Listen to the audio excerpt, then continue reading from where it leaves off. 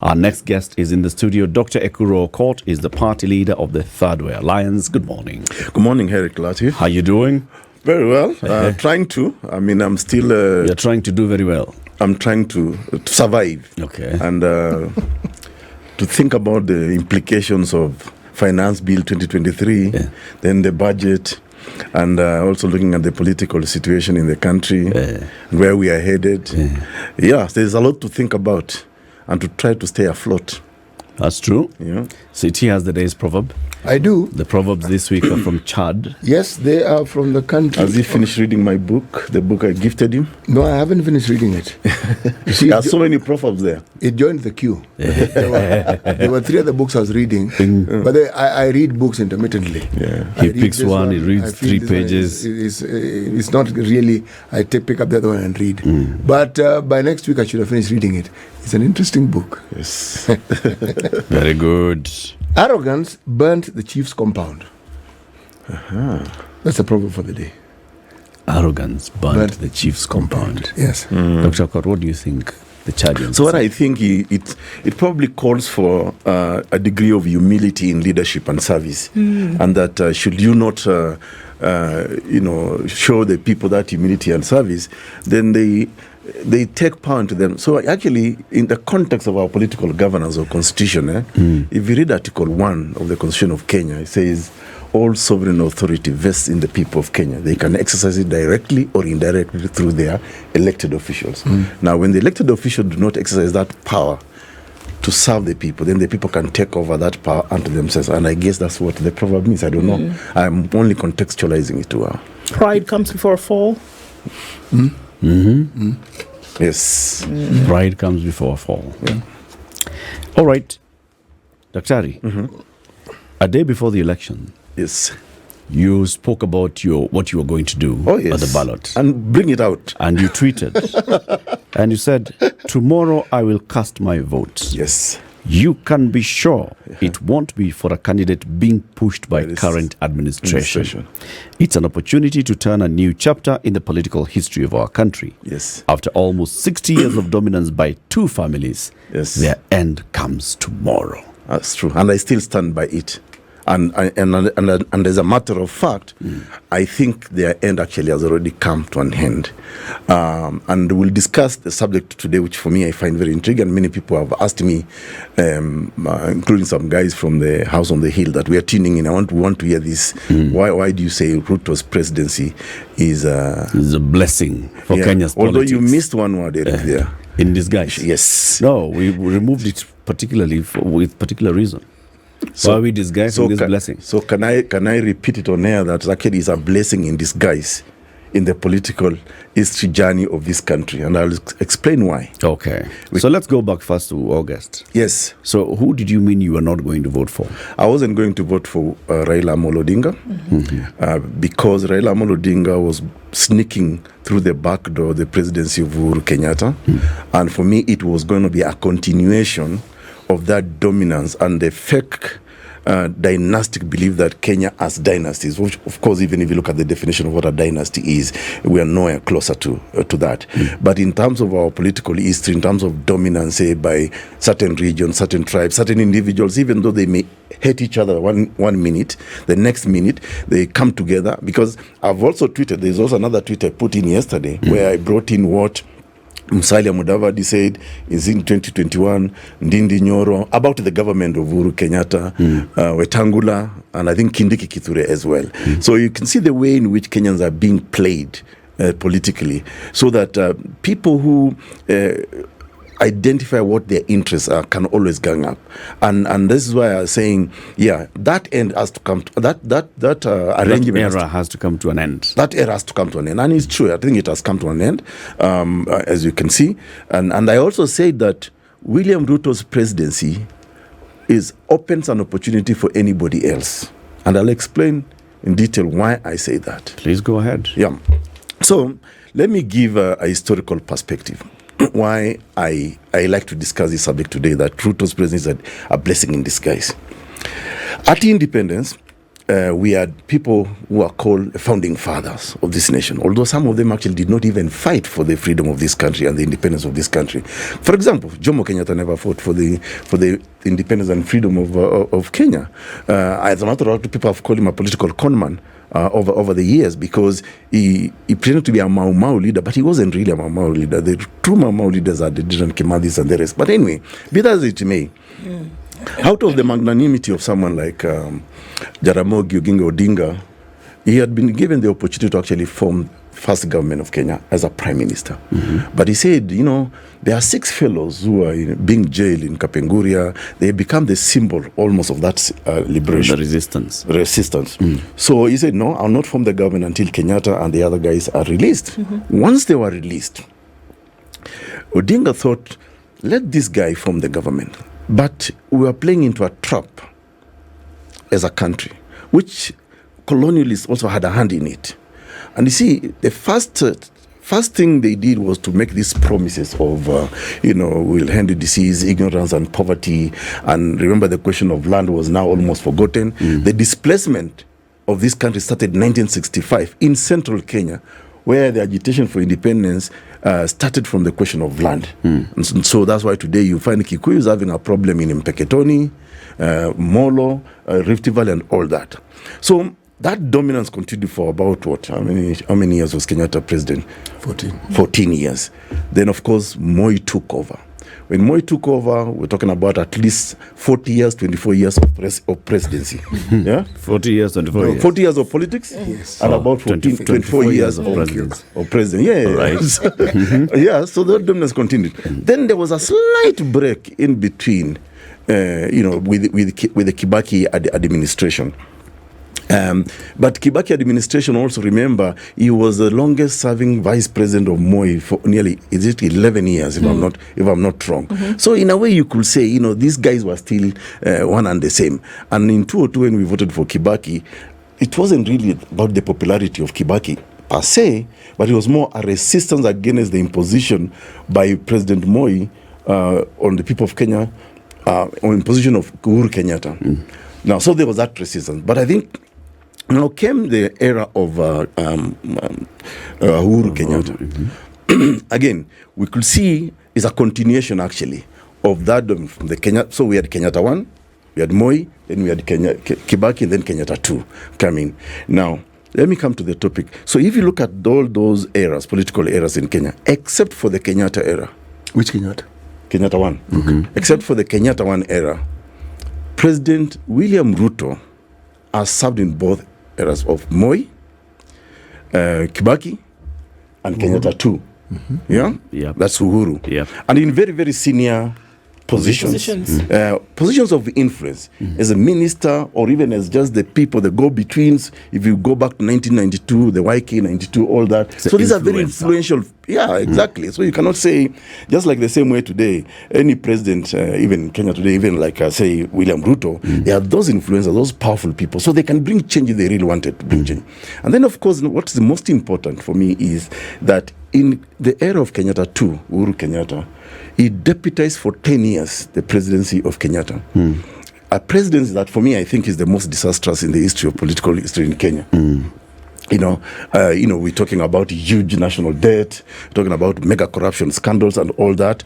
And even today, the current administration confirms, because of that presidency, that's why we are in the problem, in the deep hole we are today, economically and all that. So they all confirm that probably was the worst presidency in the history of Kenya.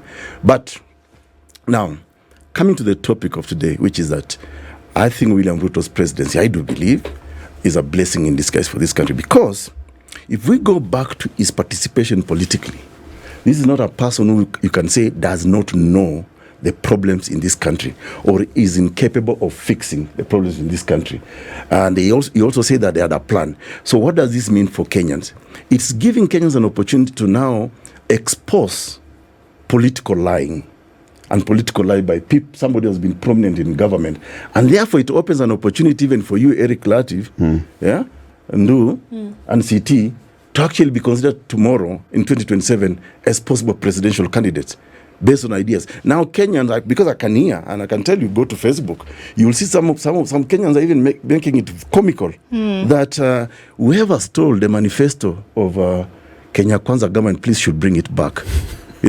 People are making it comical because now they realize political lying is not really a solution. Populism per se is not really. It's not it. It's not it. You can be a populist, but with an agenda for the country. So, Doc, essentially, if I can stop. So, what you're saying essentially is that this presidency then has opened the door to the realization that anything is possible. Kind of like when generations of Black Americans or African Americans rather, saw that Obama could become president, and they said, look, then now anything is possible. Is that what you're saying? That a moment like this needed to happen in Kenya, where somebody who was not from the quote-unquote dynasty.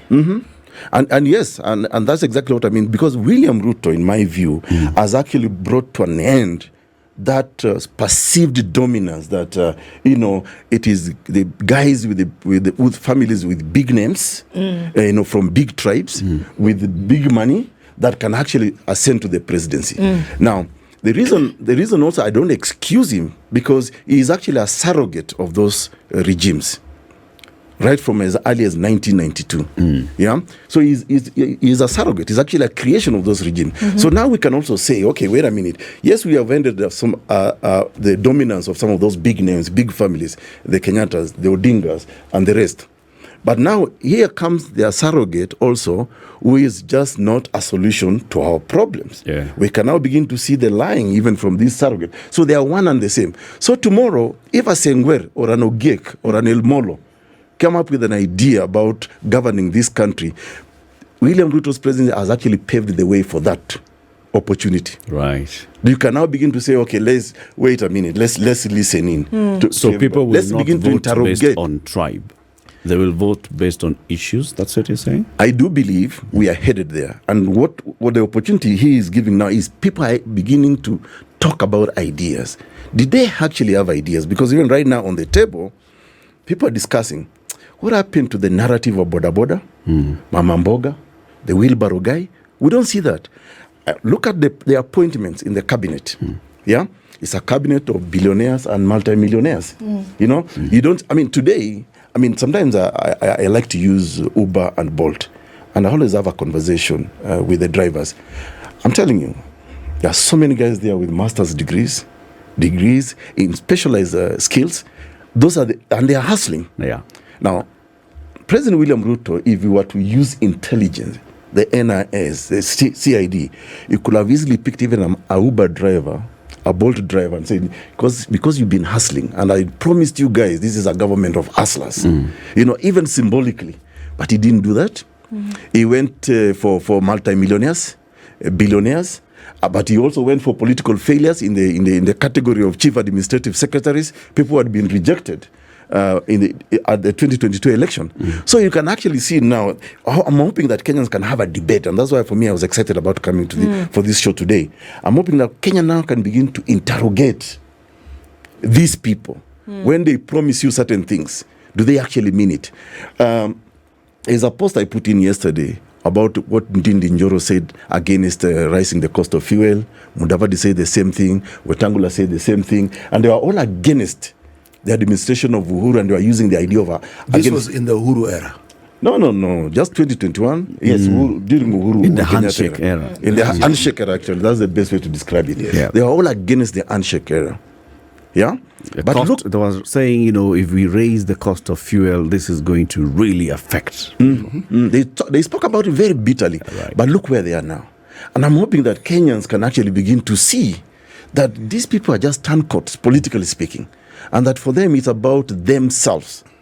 Because you cannot also say that you inherited empty coffers. But look at the largesse in government. Even people like David Ndii, who are the chief economic advisors, have come out openly to say there is a lot of wastefulness in government. So, and I'm hoping that we can continue this debate. I know That's true, though, Dr. Aukot. But is it because of a Ruto presidency, Ruto ascending to the top seat? Or had this even begun even during the Uhuru era? During the Uhuru era, remember, Kenyans on Twitter even going as far as writing and tagging the World Bank and telling World Bank, please don't lend this guy anymore. Anytime Uhuru was visiting a certain country, they would actually tag the presidency of that country or the leadership of that until country. Uhuru ran away from Twitter. And say, don't lend this guy any more money. We do not want any more debts. So there was all this conversation at that time. And so Kenyans were getting woke even then. And Kenyans were thinking about the quality of leadership that they were getting and were dealing with even then. So Ruto rising to office or Raila rising to office does not necessarily change how Kenyans were thinking in the run-up to that election and post-election. No, Eric, it does both ways. The answer is yes and no. Yes, in the sense that if you look at the era, like those eras, political eras I've explained, there was a lot of dominance on tribe and region. And you could even hear the narrative, it is our time. It's time for our people. If you remember, for example, the Mulembe Nation narrative, that it's our time now to be able to govern this country. To govern this country, But Ruto's ascendancy to the presidency actually helps now to open up the minds and eyes of Kenyans. That you are in a way we have transited, from those big names dominating the political space in Kenya, tagging in the tribe and the regions they come from, now to a presidency of William Ruto, who, in his own narrative, he used to be a chicken seller, and that's what took him to school and all that. So a lot of people can now relate, especially the hustlers, the mamambogas, the wheelbarrows, because he came and spoke their language. And somehow they bought into it. They bought into it. Of course, then he tagged those people are rebelling against the Kenyattas in central Kenya. That's why you hear about Watu Mulima, Mount Kenya region and all that. But the debate I want Kenyans to start to to discuss is, okay, now we have this person who had styled himself. Who is one of us. Yeah, one of us.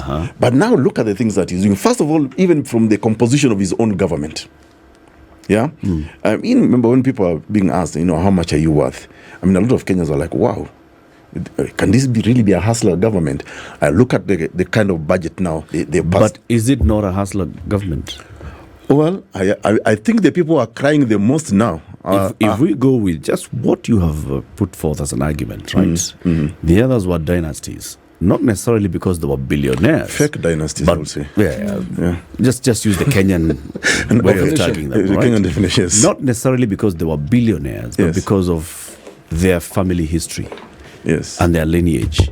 Right? It's because they came from families that had been there for long in politics of this country. Now look at the Ruto cabinet. It doesn't have them apart from Musalia Mudavadi. No. Ruto's government, even beginning with himself, like I said, that's why I provide that historical timelines, right from 1992, and that's why I call him a political surrogate of these big names, big families, big regions, and all that. So Ruto, I've always argued, is not a newcomer in government. True, really. But you are talking about families. Ruto's family has not been influential in Kenya's politics. And that is why I'm saying... Your tweet was on families. And that's why we picked it as the Kenyatta and Kenyatta family. And that's... Odinga and Odinga family. Exactly. And you put those ones aside and say, you come from families that have dominated Kenya's politics. Ruto does not come from a family that has dominated. He has been in Kenya's politics for many years. But his family, his mother, his father have not. His brothers, his siblings haven't. And that is the avenue I want Kenyans to see, that yes, you may not come from these big political families. And Ruto, for me, like I say, is that conveyor belt to now say to Kenyans, you can come from nowhere, not a big family, and you'll be given the chance to serve the people of Kenya. But we also now scrutinize you. Are you factoring in your family background or even your own background so that now we can begin to see change in you because you've already identified yourself as one of us? But now we are beginning to say, okay, let's look at his policies. Let's look at the people that he forms in government. Then it's all been a lie. You can say to Kenyans, I'm from a very humble background. This is what I used to do. I struggled.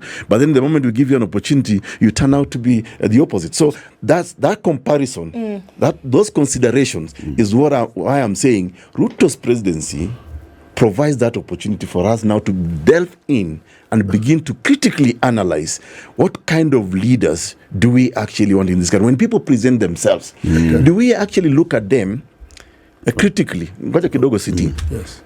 I'll give you my own personal example. When I ran for presidency in 2017, you know, a lot of the people who laughed at me actually are friends. Your own personal friend. My own personal friends. They were telling me, hey, man, is this a joke? Am I you're serious about this? And they're even telling me, but you don't have money. Kwani you to Rus, you to Rukanas, how many are you in this country? Wow.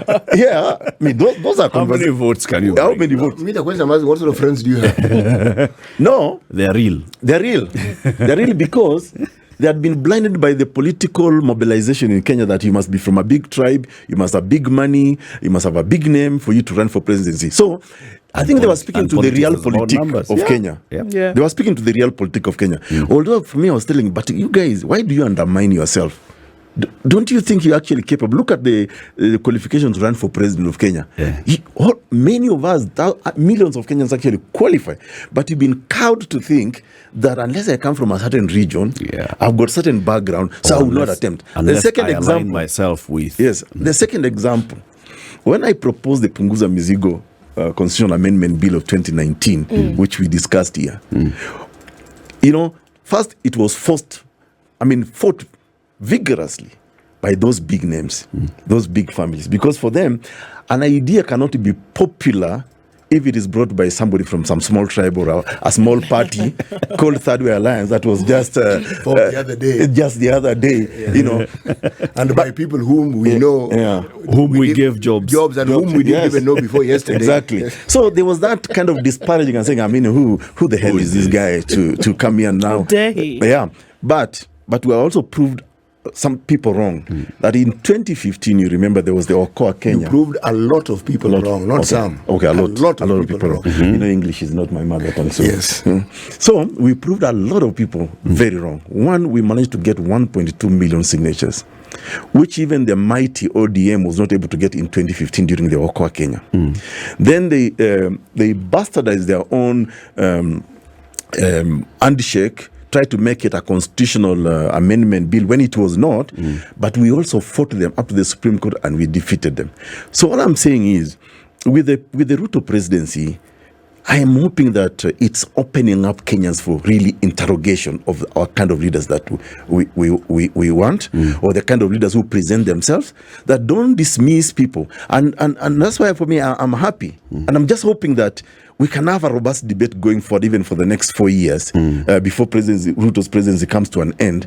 And hopefully, it might probably make him change, be a stronger president and look at the country, you know, in a certain way, or even look at the hustlers and the wheelbarrow and actually advance favorable policy decision that will now benefit the people. And that way, I think, in my view, you will have proved me wrong. And you actually think that is a realistic possibility?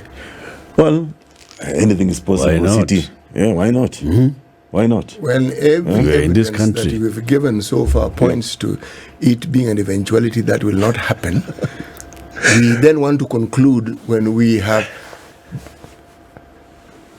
argued our points very, very clearly, and then we get to the point where the impossibility is what has been proven by the argument. Then we say, actually, despite this, it is actually possible. How?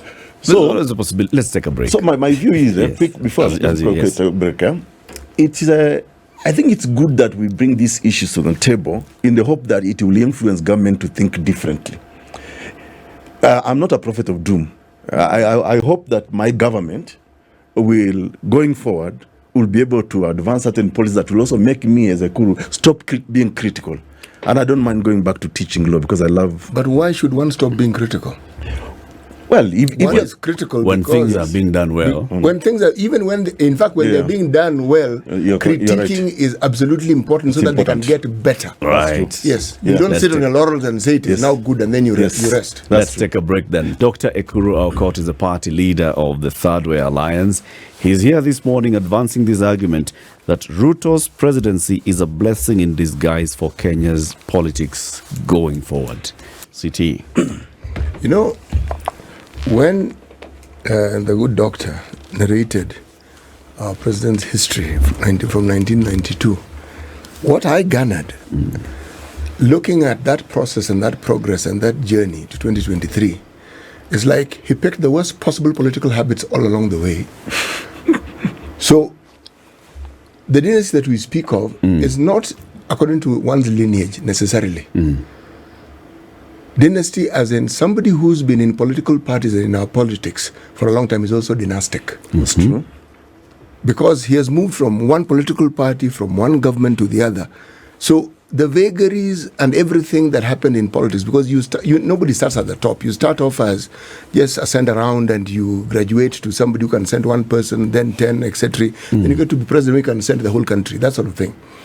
But we are saying that if we are seeing the management of this country under Kenya Kwanza, and the president is Dr. William Ruto, then we're saying that the things he picked up were not on how to ensure that the country is governed or run in a manner that benefits the Mwananchi, but it seems to be he picked up all the wrong lessons in how to ensure that you disenfranchise your citizenry as much as you possibly can, while telling them that this is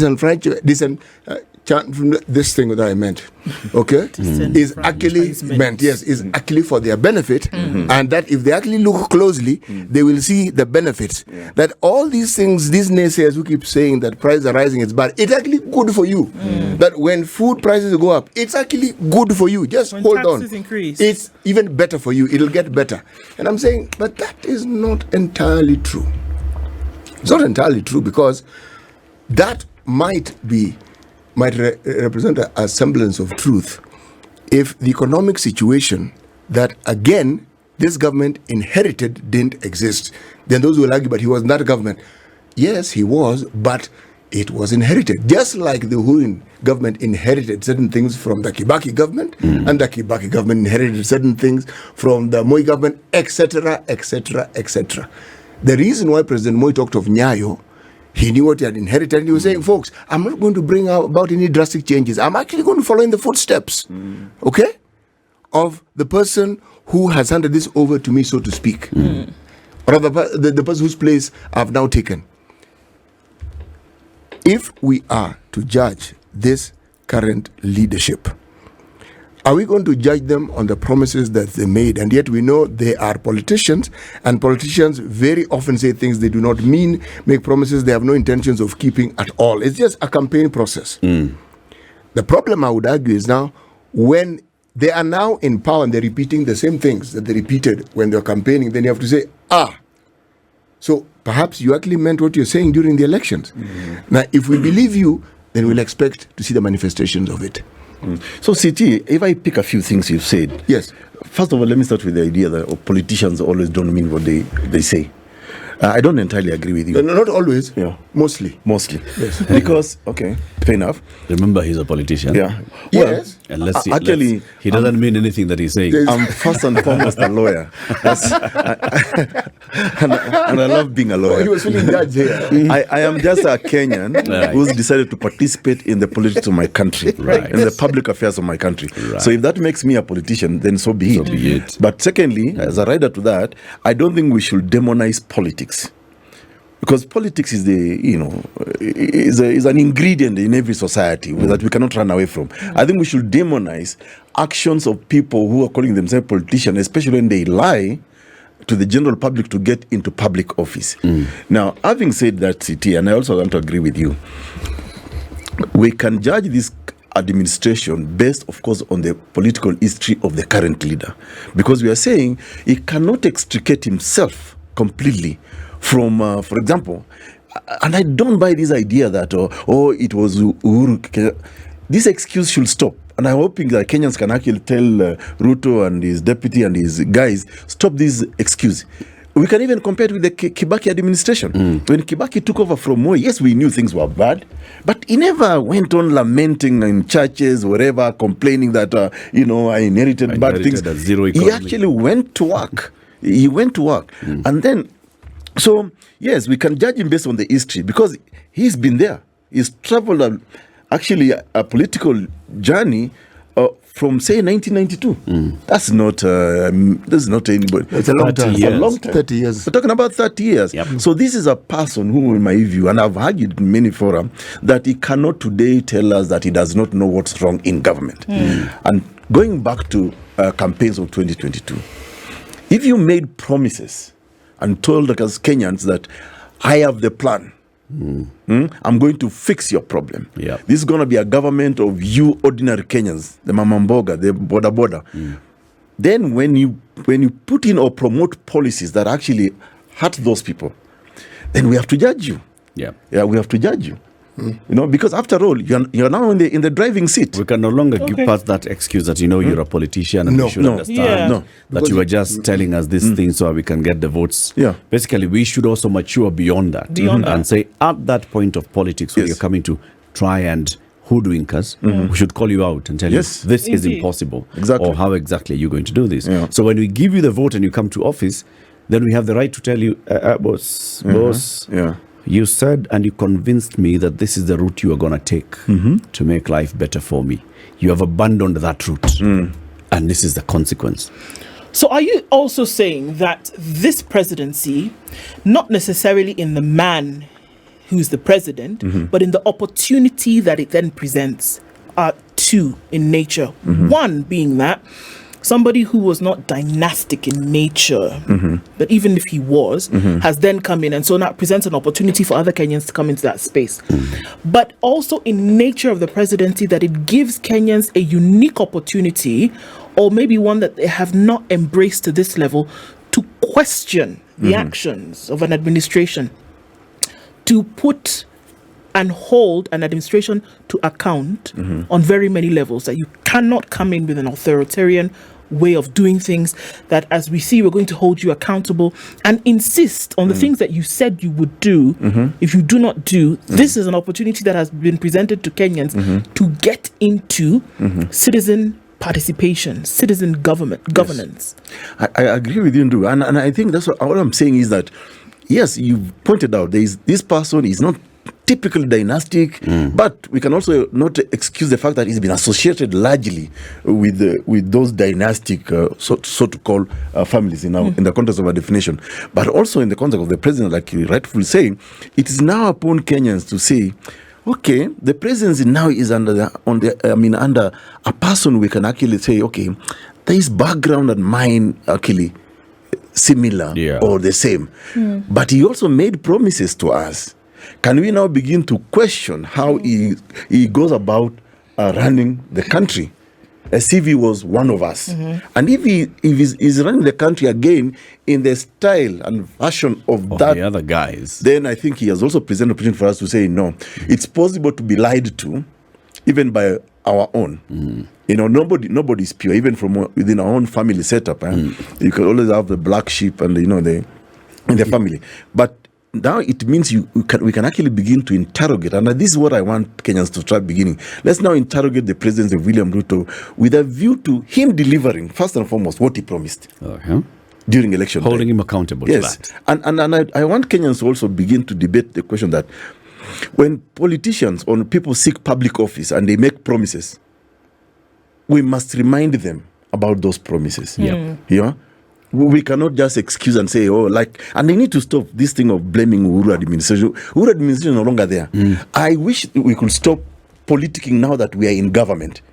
The political space closed in 2022. You're still a politician, but I want us now to change those titles. Don't call them politicians. They are now our leaders. They must lead us to a certain path of prosperity.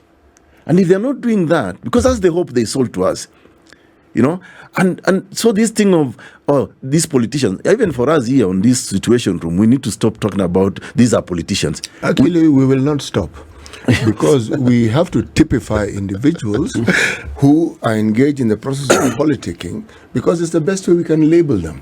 And it's not always necessarily negative.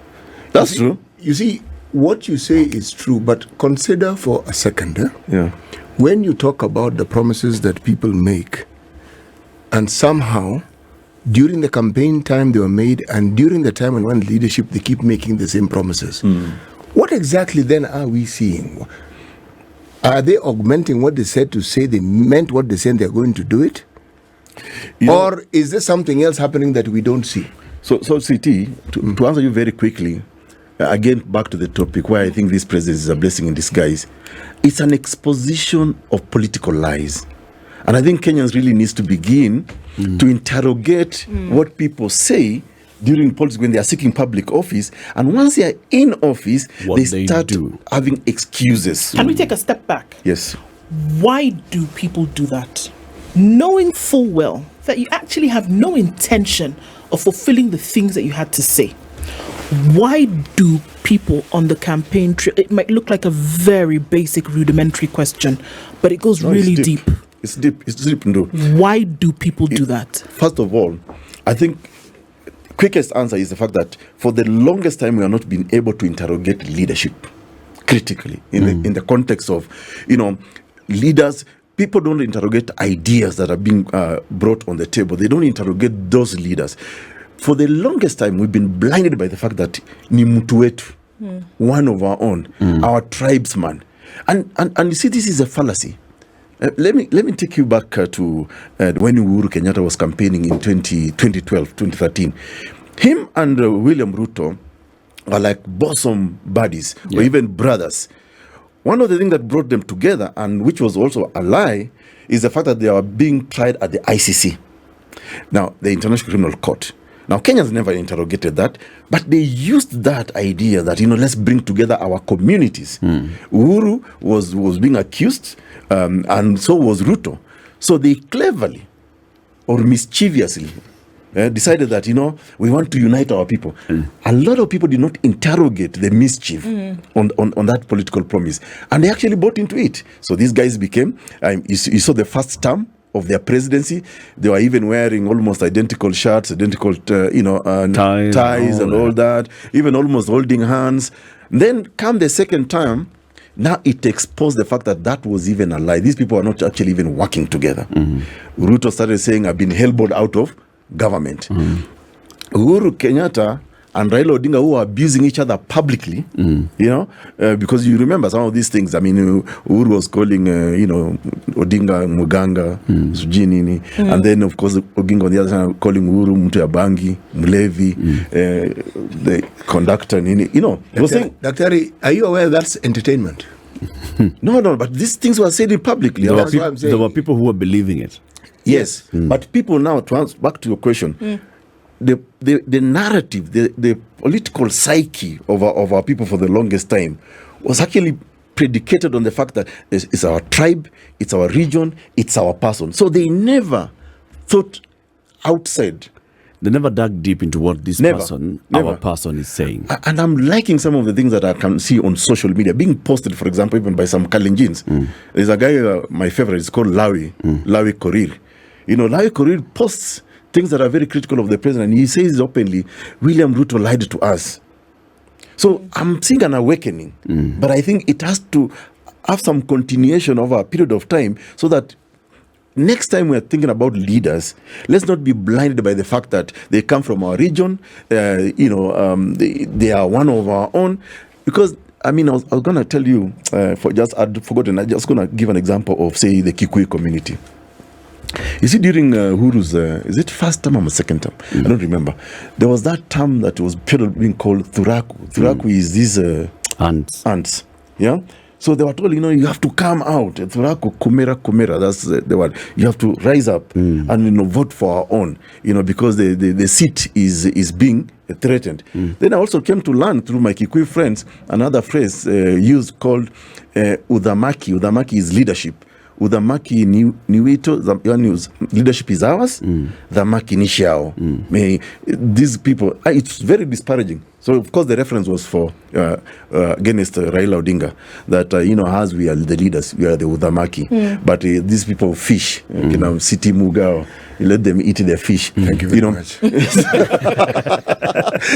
but whether it was for political optics, but then later on, Udhamaki and Udhamaki came together under the handshake, and Thuraku, who was being excited, could not even share in the spoils of that handshake government. It's them who started complaining immediately that I think we are duped. Just like the same way now, Akani and the hustlers saying they are duped.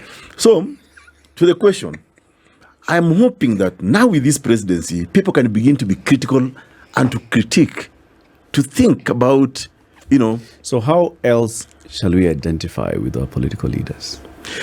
The number one thing. You see, we've been identifying with, this is a person from my backyard. This is a person who speaks my language. This is a person who represents my community. So you're saying we are abandoning that by and by.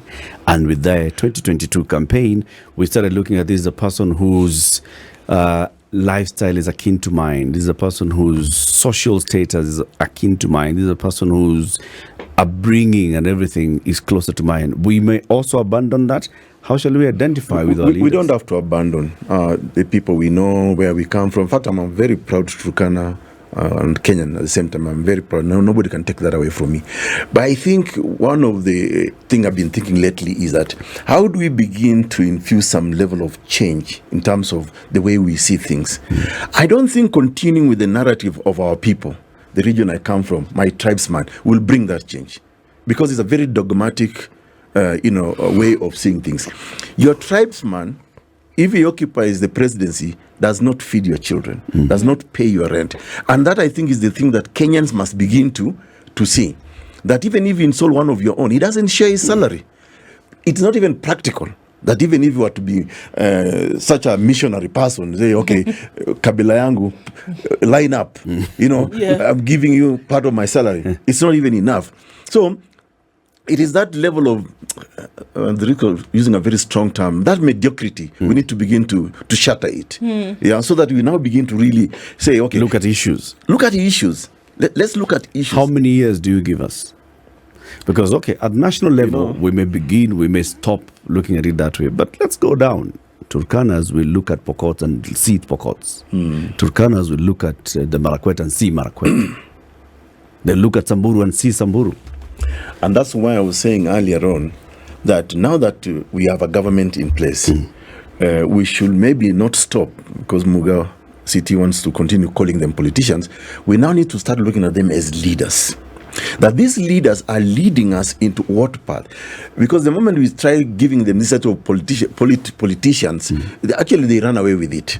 And they somehow even accept. And a lot of Kenyans, honestly, millions of Kenyans do not know. These people are friends, whether they're in this camp or that camp. Their children go to the same schools. They are club members, they're private club members. They travel together. So I don't think it's like the whole idea of a revolution. Sometimes it's not about years. It could be a minute. It could be a minute. I can share this experience. When I went to, I was in a team that was advising the Tunisian constitution making body just after the revolution. So I became curious. Okay, how did this revolution start? It started from a man called Mohamed Bouazizi. He was a fruit vendor who was being harassed by this equivalent of our Kanjo. And one time he just said, I've had enough of this nonsense. He decided to do what he did, lit himself on fire. And within, I think a day or two, when Ben Ali pretended to go and visit him in a hospital, he was told, there is a plane parked. You will not kill you. You and your family members got into that plane and we don't want to know where you are going. It's a one-way ticket. That was a revolution sparked by an action of just one individual. It can happen. But change can also happen once you have got the right transformative leader. I saw the Obama's presidents having brought some change, or a lot of change in America, just by the fact that Obama ascended to that seat. And a lot of people could see some of the big generals, people crying, because they could see hope. It can actually happen, after all these years. Zambia, I am following very closely what Ichilema is doing in Zambia. Quick things. But even in our own country, forget even about other countries, even in our own country, when Kibaki took over the presidency, there are certain quick things he did. For example, free primary education, CDF. Those things do not require years. You can do certain things that actually, bring change in the country and even change the mindset of our people. And inspire people. And inspire people to now see things differently. I think the problem is we are also being made to believe that, change takes so long. Not necessarily. It can take long. It can take a very short time, depending on what a leader decides to do for his society. And that's why Kenyans must take political promises very seriously, and they must interrogate them. Because some people believed that actually with a narrative of the Asla nation, the border, the Mamamboga, actually our lives will change just like that. Very good. They believed, they bought into it. I have a question. Everything that you've said, let's look at our possibilities and actually grab these opportunities that we have. As a constitutional lawyer, do you think that what you're talking about, we should allow it to happen organically? Or should we institutionalize it and start guiding ourselves toward that way? Both. Should we start doing... So, for example, BBI, there was this idea of, creating 5 top-level positions that will be rotating, so that the presidency does not, the leadership does not have to only sit with these 2 tribes at any one given time. Remember Uhuru Kenyatta saying the same thing, you know what, it's been us Kikuyus and Kalenjins, how about Aluo then taking the leadership now? I'm supporting this one because we can open it up. Should we institutionalize it, or should we just let it go organically? I think we could do both. I don't think the problem in Kenya, honestly, Eric, is a question of institutions. Institutions are there. I mean, if you deconstruct institutions, what are they? There are individuals who are running these institutions. And it's their actions that are actually undermining these institutions. I'll give you a simple example that if we really wanted to bring change in this country. When we were sitting at the committee of experts to draft this country's constitution, I don't believe entirely in the 47 counties of Kenya, but they were very necessary in terms of sending resources to those counties. And somehow it is stopped the narrative that we are minorities, we are marginalized. Like us, the Turkanas, we used to, sometimes people call you and tell you, habari ya Kenya, how is Kenya? Even right now, people even right now, people still do it, especially northern part of Kenya. Because for the longest time, the political system had disenfranchised them, had marginalized them, that their regions were not worth developing. But when we brought in the 47 counties, and then of course under chapter 12 on finance, public finance, and how those resources are apportioned equitably, not necessarily equally, equitably.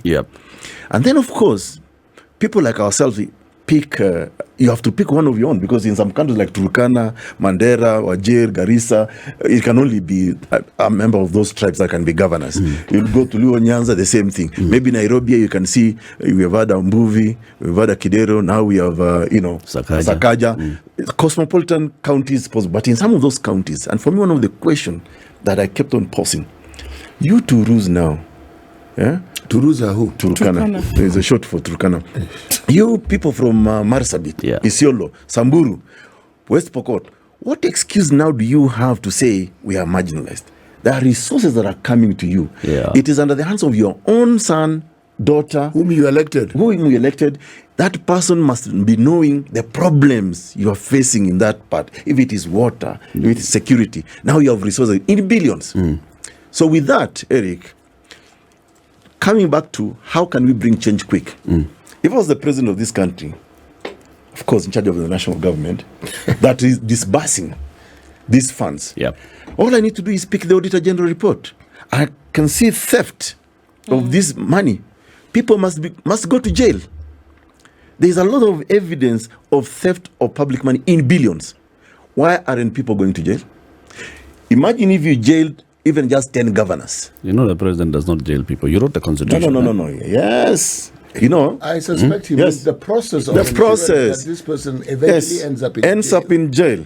Because even, listen, I mean, even coming back to the political campaigns of 2022, in 10 seconds, we were told that under my government, nobody will steal even a single shilling. He wasn't saying I'm the police or I'm the DCI, but he was saying I'm going to use my office, the influence of my office, to make sure. Because if the national government is the one that disburses money, and you have the Auditor General report, why should I shy away from speaking about it as the president and demanding my chief spy, DCI, the police, I want you guys to investigate County X. How did these millions of money get lost? Time is up. Yeah? Dr. Ekuru So Aukot. change can be like this. It can Or happen. Can happen. Okay, let's keep the hope alive. Yeah. This is the Situation Room, the only way to start your day.